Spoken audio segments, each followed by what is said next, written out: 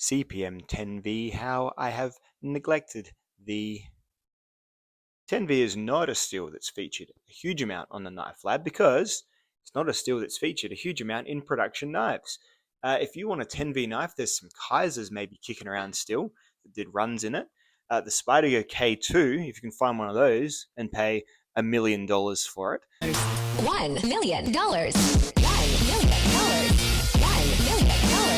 million. Then you can get yourself a K2 in 10V, but generally you're going to have to turn to a custom maker to get some 10V. So that's why it hasn't really featured very much on the Knife Lab, because I am not exceedingly wealthy and I can't hit up custom makers all the time to make me blanks of steels to test. It's just not how it goes. It ain't how the cookie crumbles. So when Kyle over at the Scrawny Lumberjack said, look, I've got a knife here. It's had a bit of a journey.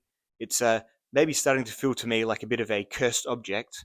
Can I send it to the Knife Lab to have its grey havens, to go and live with the elves, like Mr. Frodo after he carried the ring for a bit too long and he needed to go and unwind a bit with Galadriel and Elrond?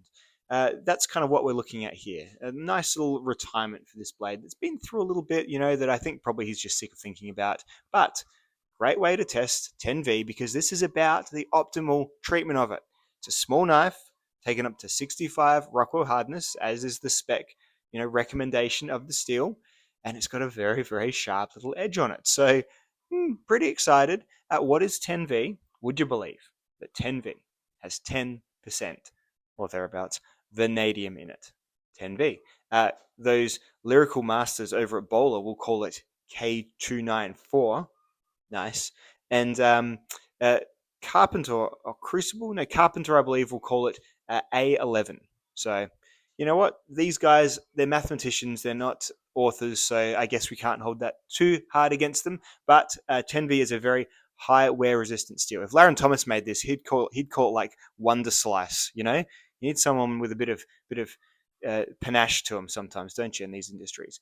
But yeah, it's a very, very high end steel. It's got, it's up there with your K390s, your CPM 15Vs. Not quite your Rex 121s, which is just a carbide beast, but its main form of carbides is, yes, those 10% or thereabouts vanadium carbides. A healthy dose of carbon also present, 2.5%-ish, and some chromium to pair up with that carbon to make some chromium carbides.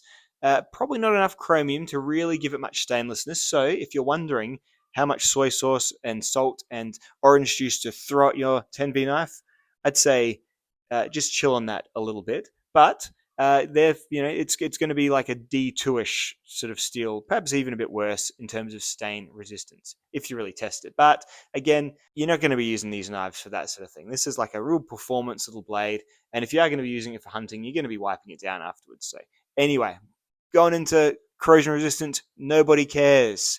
So let's talk about the edge retention. So optimal little blade here, sharpened to 18 degrees per side. By the maker. It is extremely sharp, one of the sharpest I've had. It's got the optimal heat treatment. It's ground nice and thin. I'm really excited to see how much rope this guy cuts before it no longer reliably slices through a held sheet of paper. So that's what we do on this channel. We cut the rope into the board, do the same thing as close as I can with all the different steels, and we compare them afterwards in the big spreadsheet below. It ain't perfect, folks, but that's life. Life isn't perfect. We get by. We have the fun we can have. We draw the conclusions we can draw, and then we move on. So here we are. Let's get to it. Let's add a stat for 10V. It should be a good one. Let's get to it.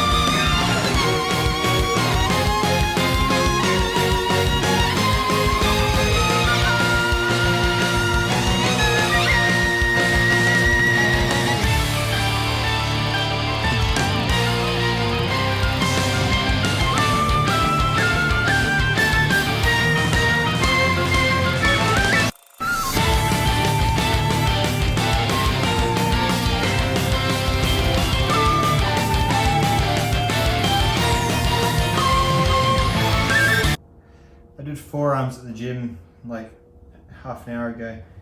Absolutely wrecked. This was probably foolish timing anyway. 700 we're on at the moment. Still, yeah, feeling pretty darn sharp.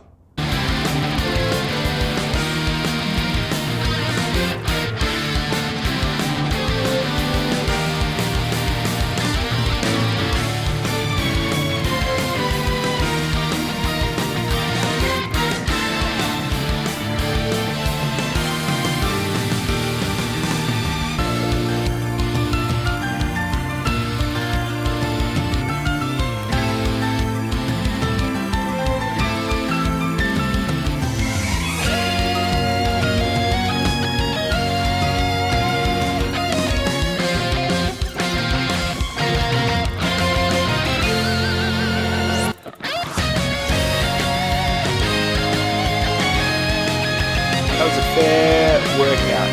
1200 it was.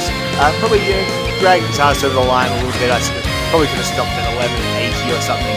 It definitely felt like the edge sort of like quite abruptly went between 1100 and 1200. It sort of got to that point where it was no longer going to glide through the paper pretty rapidly. Some stills take a really long time. Other stills sort of just go, I'm done.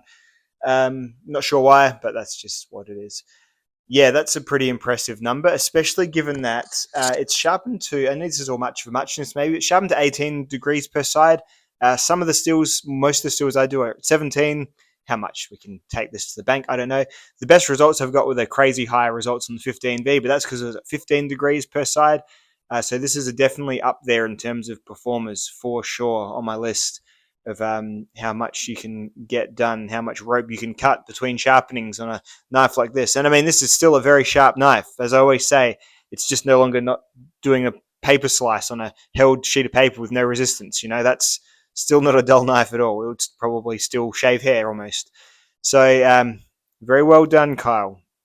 It's just very impressive to make things that are good and that make things that are well finished and nicely produced and obviously nicely heat treated and ground and sharpened, and very well done. So good job. Check out Kyle. Check out the Scrawny Lumberjack if you are perhaps inclined on getting a small high-end steel in a little fixed blade or whatever else he's making at the moment.